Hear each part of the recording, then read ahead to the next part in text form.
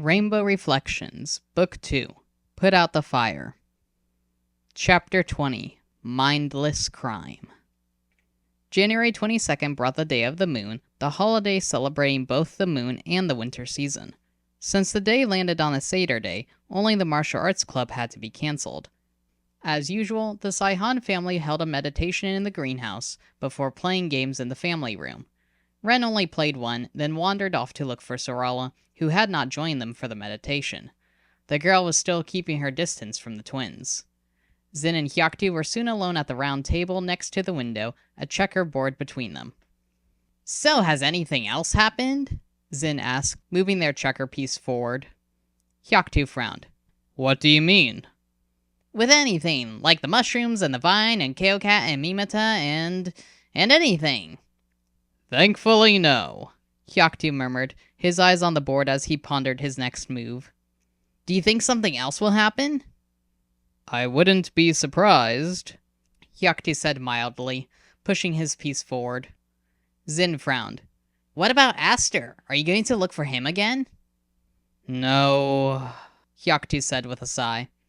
"That would require all three of us teachers going out to look for him, as we're stronger together, and I don't want to risk going out one at a time." "But you already left the school alone," Zin pointed out. "I don't want to lose Khurshid or Fern," Hyaktu murmured. "They'd be able to run the school without me for a bit, and I'm sure I'd be able to get away if Kaokat got hold of me. But with either of them..." Zin shoved another piece forward. "Do you think Aster's okay? Like, if he's a spirit, does that mean he can survive whatever Kaokat's doing to him? Or does that put him at more risk?" "I don't know," Hyaktu uttered, his eyes glazed as he stared at the board. "Aster's a spirit-turned-physical being, so I'm not sure if that means he'd be more spirit or more human, if he'd need actual food or if he'd just rely on the energy around him to survive." Zin frowned as they thought this over. After a moment, Hyaktu moved his piece. Waking from their stupor, Zin glanced down at the board, then grinned wickedly, all thoughts of Aster gone from their mind. "Ooh!" They moved one of their pieces, triple-jumping Hyaktu's. "Hey!" Hyaktu exclaimed. Zin laughed at the surprise on his face. "You totally left yourself open," they pointed out. "That wasn't fair." "It was completely fair," Zin said, making their face straight. Hyaktu rolled his eyes, smiling softly. "Whatever," he said, moving another piece. They played quietly for a few more minutes until Zin cornered all of Hyaktu's pieces and brought the game to an end. Zin stuck their tongue out at their father. "Want to play a different game?" Hyaktu suggested. "Or how's about we all exchange gifts?" "What, afraid of losing to me again?" Zin scoffed. Hyaktu didn't answer, and Zin snorted in laughter. "I knew it!"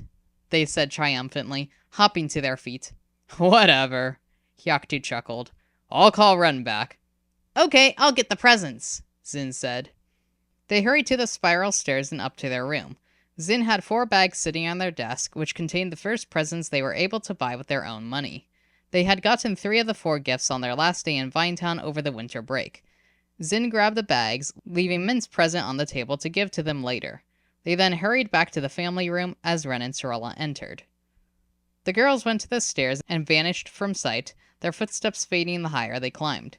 Zin set the gifts on the round table, tapping their foot impatiently. They didn't have to wait too long, though.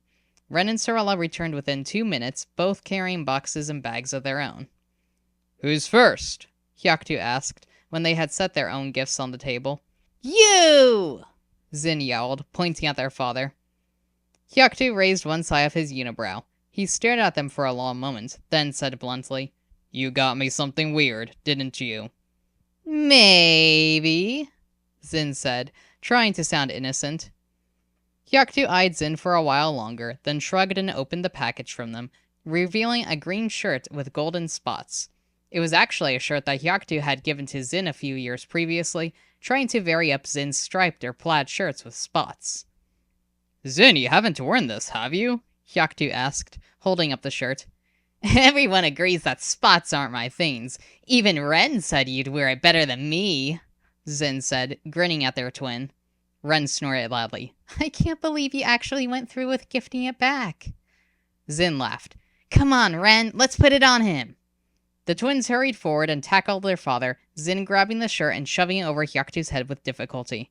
Hyaktu fell backwards from the chair, all three landing on the floor in a pile. By the time the siblings stepped back, Hyaktu had the spotted shirt on. Zin and Ren couldn't stop laughing. Hyaktu shot them both a glare, then began chuckling as well. Sarala snorted in amusement, trying to keep a smile from breaking out on her face. After they stopped laughing, Hyaktu opened Ren's present, which contained a spotted plant. Oh, Ren, I appreciate the thoughts, but you know I kill these, he said apologetically. Nonsense, Ren scoffed. You're a master magician and martial artist, and you can't keep a plant alive? I don't believe it. I think you just neglect them too often. You can't leave it in your room to die, you know. Good point, Hyaktu said, and he set it on the table. I think I'll like it better down here, where it can be with everyone.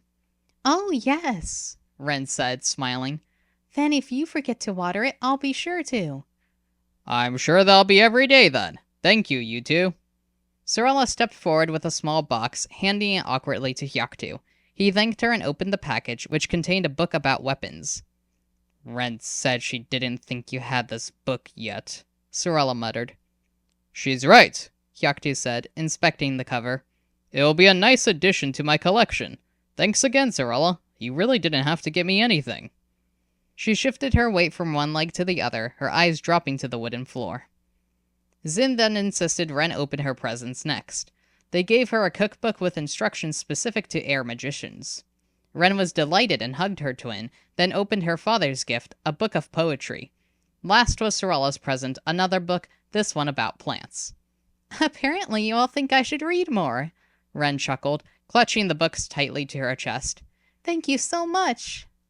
Zin went next, opening Ren's present first. She had gotten them a book too, this one about transgender people and how they could connect to magic while having dysphoria.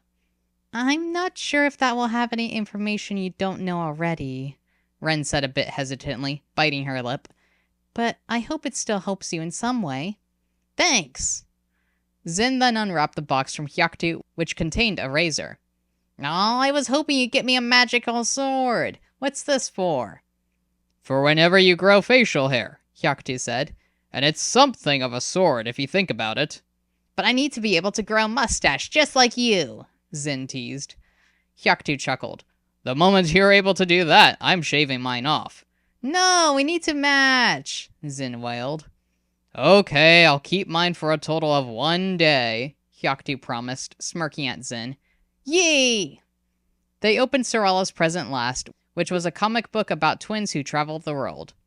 Sarala received a pocket knife from Zin, an apple and vanilla-scented candle from Ren, which Ren said would make Sarala relax more, though Zin doubted it, and a handwritten training manual from Hyaktu containing details for all of the Brown Sash level material. Thanks, Sarala uttered awkwardly after she had opened all of her presents quietly. Of course, Ren said brightly, leaning forward to kiss her girlfriend on the cheek. Hyaktu smiled around at them. Thank you, kids, for continuing to make the days bright no matter how much darkness lingers. Zin and Ren exchanged a glance, Ren frowning deeply. Then her expression cleared and she smiled.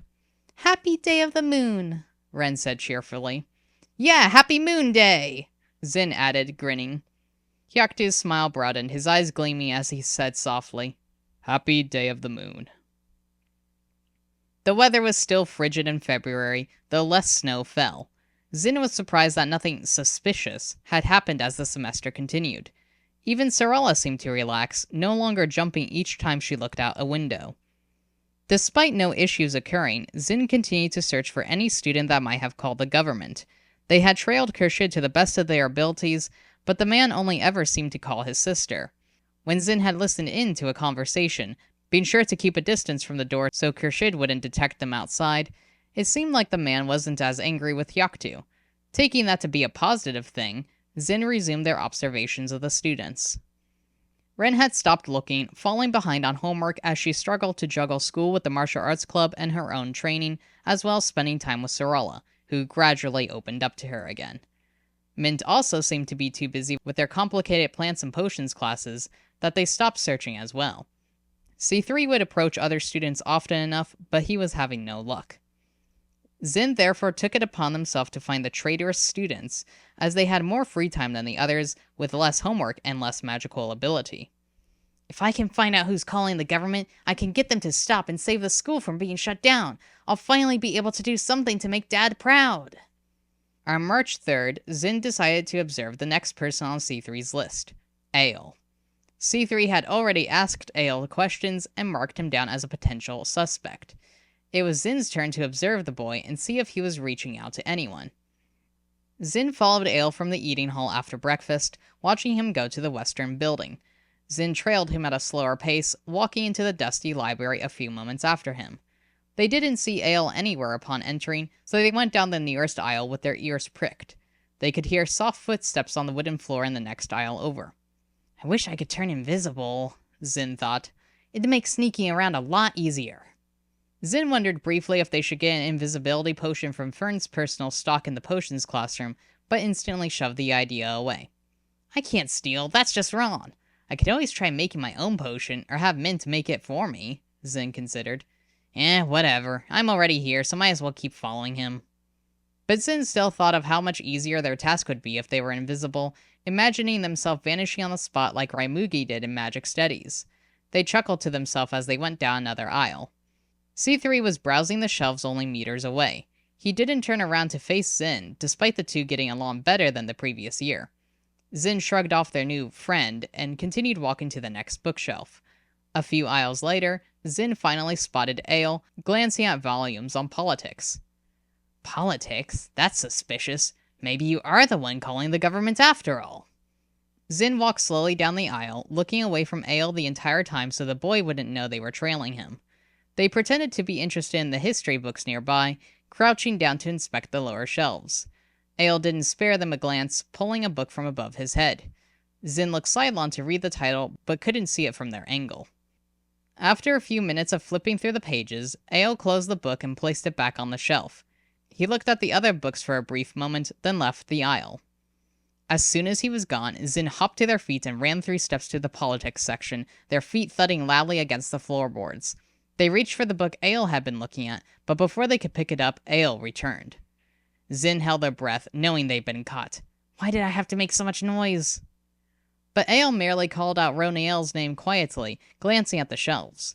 After a moment, he shrugged and turned away once more. Zin continued to hold their breath even after his footsteps faded away.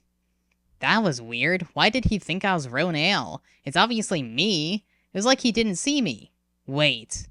Zin lifted their hands in front of them, frowning as they realized that they couldn't see their hands or arms at all. They glanced down at their feet, but nothing was there. Am I invisible? Zin thought, panic flooding through them. Oh no! How did that happen? How do I stop this? They hurried from the aisle, the book forgotten as they raced to exit the library. Several people glanced up at them as they ran by, but, judging by their confused faces, they didn't see Zin either. Zin had almost made it to the door when it opened and 3 people tried to enter. Zin skidded in their tracks, but was unable to stop their momentum in time. They crashed into the first person, knocking them into the other 2. The 4 people fell to the snow outside, the air knocked out of Zin. What was that? Grumbled an annoyed voice. Zin looked down and realized they had run over Frost. They quickly staggered off him, allowing the boy to his feet. Morneo and Raimugi helped each other up a few paces away, looking confused. Zin held their breath again, wondering if the 3 students could see them. There's someone invisible wandering around, Alus! Ale called from the doorway to the library. Zin stiffened, frozen in place. What do I do? C3 and Wave appeared next to Ale, C3 curious and Wave frowning. Show yourself! Ale growled as he scanned the courtyard, his red eyes flicking over Zin several times. If there is an intruder, I will be the one to handle them, Wave said curtly. Everyone get inside the library and stay there while I handle the situation. Do you think it's the person who brought in that poisonous mushroom? Morneo asked, looking frightened as he hurried to the library with Raimugi. Frost got to his feet and brushed the snow off his pants. We should search the library for mushrooms, he said. Raimugi stopped in their tracks. If the mushrooms are inside, then we shouldn't go in. There's no mushrooms, Zin wanted to scream. Stop, just stop! But they remained as quiet as an ice sculpture. I will summon Mr. Saihan, Wave said, his tone turning as brisk as Fern's. Everyone stay inside the library and don't touch anything peculiar, especially if there are mushrooms. The students reluctantly went in, Zin letting out a sigh of relief. But Ale and C3 still stood in the doorway, both of them scanning the courtyard. I think the invisible person is still here, C3 said abruptly, pointing at the snow. See the tracks? It looks like someone rolled away. And they're standing right there. He looked straight at Zin, then started to approach. No, please don't come over! Zin tried to send the thought to C3. The boy paused with a frown, but before he could do anything more, Wave grabbed his arm and pushed him into the library again. The teacher then closed the door on the students. C3 and Ale appeared at the window a moment later, their eyes focused on the spot where Zin stood. Zin had no idea what to do. Wave was now crossing the short distance towards them. If he reached them... They swiveled and ran across the snow, nearly losing their footing several times. They ignored the excited yells of the students as they shrieked about the invisible intruder getting away, focusing instead on the sound of crunching snow as Wave charged after them. Where do I go? Where can I hide? Zin's breathing became ragged, the chilly air only making their lungs hurt more. Their legs went numb the more they stumbled and slipped along in a frenzy, not knowing where to take them. Ren, Dad, help! Zin finally shrieked telepathically. Please help! Zin had no clue how their family would be able to help, but it didn't matter a moment later. As they reached the northern garden, barely aware of where they'd been running, Zin tripped over a stone that lifted suddenly from the ground. They flew through the air, wind rushing through their ears until they landed in a bush. Their surprised cry was cut off as they slammed into pointy branches, the air knocked from their lungs once more. Dazed, Zin pulled himself out of the bush, gasping for breath and clutching their bruised ribs. But before they could comprehend what had happened, they were suddenly tackled to the ground. They screamed in pain as their attacker pulled their elbow back at a weird angle, making to break their elbow. Stop! The pressure vanished at once, and Zin pulled their arm back. They scrambled away from Wave as quickly as they could, kicking snow all over until their back hit a tree. Hyaktu had arrived, using his water magic to slide across the icy pond and snow with ease, his indigo hair flying out behind him. Wave stood only feet away, looking back and forth between Hyaktu and Zin. What's going on? Hyaktu demanded, coming to a halt inches from Zin. Dad! Cried Zin, hopping to their feet. He attacked me! Zin? Hyaktu murmured, frowning in their direction. Where are you? Are you okay? I think so, but I'm invisible, Zin yelled. How do I make it stop? What? Why are you invisible? What's been going on? I didn't realize the invisible intruder was Zinnivis, Wave said apologetically. All I knew was someone had been sneaking around the library, then attacked some students. I didn't attack them, Zin wailed. Quiet, Hyaktu ordered. I told the students to wait in the library while I handled the situation, Wave went on. I was about to fetch you, but then Zinnivis ran off, so I went after them. He tripped me and threw me into a bush, Zin growled indignantly. Then he tried to— Zinnivis, Hyaktu said sharply. Zin's lip curled back, their body tensing. But, Dad— Wave, return to the library, Hyaktu said. I'll take care of this. Very well, Wave said, dipping his head. He made to walk away, then glanced over his shoulder and added, I was truly concerned. I thought someone had gotten in the school again with another dangerous plant. I do not appreciate whatever this prank might have been. He then headed back to the library, each of the students standing outside with wide eyes. Wave didn't say anything to them, though the students clearly pestered him to speak. Some of them trailed him inside, but C3 and Ale remained in the courtyard, staring in Hyaktu's direction. Zin was suddenly glad they were still invisible. Maybe nobody but Dad and Wave will know about this. Zinnivis, follow me, Hyaktu said. Dad, I didn't mean for any of this to happen, Zin said telepathically, trailing their father after a small pause. What were you trying to make happen, exactly? Hyaktu asked sternly, keeping the conversation aloud. I don't know. I just turned invisible. This is by far the worst joke you could— It wasn't a joke, Zin growled fiercely, no longer caring that the watching students could hear them. Hyaktu swiveled in his tracks, his violet eyes searching for Zin. Then what was this? What happened? Zin took a deep breath, trying to calm down before they made the situation worse. Reset, they thought. I have to reset. Let's get inside, Hyaktu murmured. Come on. He continued walking towards the southern building, Zin hurrying after him. Zin took deep breaths as they went, trying to push away the adrenaline and anger still boiling in their blood. By the time they walked through the door leading to the counseling office, they felt a bit calmer, their mind clearer. Hyaktu opened one of the side room doors and signaled for Zin to enter the small space, despite being unable to see them. There were 2 chairs in the closet-sized room. Hyaktu took one, while Zin stumbled on the opposite chair, finding it difficult to sit when they couldn't see themselves. Tell me what happened, Hyaktu said, once Zin stopped making noise as they found the chair. Zin took another deep breath, speaking in the calmest voice they could muster. I was in the library, and I was thinking of becoming invisible, then I guess I turned invisible because nobody saw me. When I realized what happened, I ran for the exit to figure out what was going on, but then Frost was trying to come in, and I crashed into him, and we hit Raimugi and Marneo. I wasn't attacking them, I swear. Then everyone was trying to figure out what happened, and C3 knew I was there, so Wave came after me, and I just ran. I don't know why, I should have said it was me, but they all saw me as a threat and thought I was going to leave more mushrooms around, so I ran for it. And Wave tripped me and made me go flying away, then he just grabbed me and attempted to break my arm. Are you okay? Hyaktu asked, the anger in his eyes replaced by deep concern. Do I need to get Fern to check you over?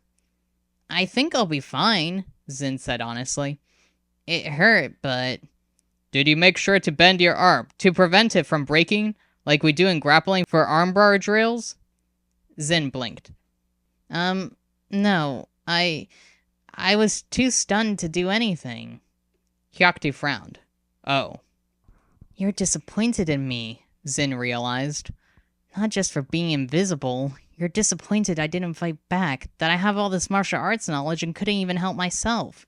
How can I be an instructor for the club if I can't do this stuff when it actually matters? I'm pathetic. Why were you thinking about being invisible? Hyaktu pressed.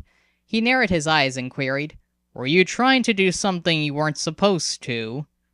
Zin shifted awkwardly on the chair, which caused it to groan. They didn't know what to say. Did they tell the truth of how they were spying on Ale and get in further trouble? Did they make up a lie? But what other reason would they be wanting to sneak around the school if not for some bad deed? Hyaktu sighed as the silence stretched. Did you accomplish whatever you were trying to do? No, not at all, Zin mumbled. Very well, Hyaktu said. But I assume that whatever you were doing was against the rules. And for that, he sighed heavily. I don't want to do it. But after acting like this, you will receive another referral. What?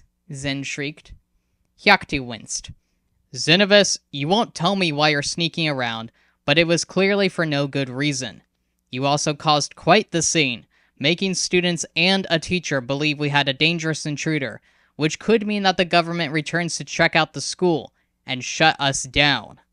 But Dad, I never meant for any of this to happen, Zin protested. Their father closed his eyes for a moment, then opened them and stared in Zin's direction. Xenovis, you need to understand that your actions will always have consequences. You can't keep acting impulsively. You need to think things through. But Dad, I was literally visible one moment and invisible the next, Zin growled, hopping to their feet. How do you explain that? Hyaktu frowned and stared at the floor. I might have an explanation, but I'd have to look more into it first. But I didn't ask to be invisible. It's not my fault. What happened? You might not have controlled if you were invisible, if you're telling me the truth and you did not steal a potion from Fern's stock. I didn't. I swear I didn't steal. But you controlled how you reacted afterwards, Hyaktu pointed out. You could have left the library quietly. You could have called to me before you ran outside and caused a mess. You could have told Wave that you were invisible before he attacked. There are many instances you could have acted differently, and you didn't. Zin sighed heavily and slumped in their seat again. I'm sorry. they muttered. I was just trying to help you, but apparently I'm just a burden. Hyaktu stared in their direction for a long time, almost locking eyes with Zin. You might be sorry, but that does not erase nor make up for your actions. So you will receive the referral and another month of Saturday detentions. But... Let's get you visible again, Hyaktu murmured, tapping his chin much like Ren did when she pondered. If you actually turned invisible on your own, make yourself visible again. Zin took a deep breath. How do I do that? You tell me, Hyaktu said simply, leaning back in his chair. Zin frowned. But when you turned invisible, what were you thinking of? I was just thinking of being invisible, wasn't I? And whether or not I should get an invisibility potion. Did I somehow get an invisibility potion by thinking of it? Like how Dad can teleport things? But how would I take the potion if I did summon it without knowing I'd taken it? Or did I forget I took it? No, I definitely would have remembered drinking a potion. Unless the potion wasn't a drinkable one, but some sort of goo or paste thingy just had to touch me to have an effect. Why can't I be visible again? I don't know how it happened. I don't know how to be visible. Keep thinking whatever you're thinking, Hyaktu said, leaning forward. I can see your outline. Zin blinked. Wait, what was I thinking? Hyaktu snorted lightly. Make me visible? Zin thought. They closed their eyes and imagined themselves turning visible again, of Hyaktu being able to see them. Zin held their hands up, visualizing them in their mind's eye. Russet-colored, semi-long fingers, a scar on the right thumb. It worked, Hyaktu said, breaking through their thoughts. Zin opened their eyes and grinned broadly at seeing their hands again. I did it! Hyaktu nodded slowly. Yes, you did. Zin frowned up at him. But how did I do it? Don't worry about it in the meantime, Hyaktu said firmly. I will look more into this and tell you when I find out more, if I deem you're ready. Ready? For what? Hyaktu shook his head. Just try to stay out of trouble, will you? Zin's frown grew deeper. But what is this? What's happening to me? Yet Hyaktu didn't answer.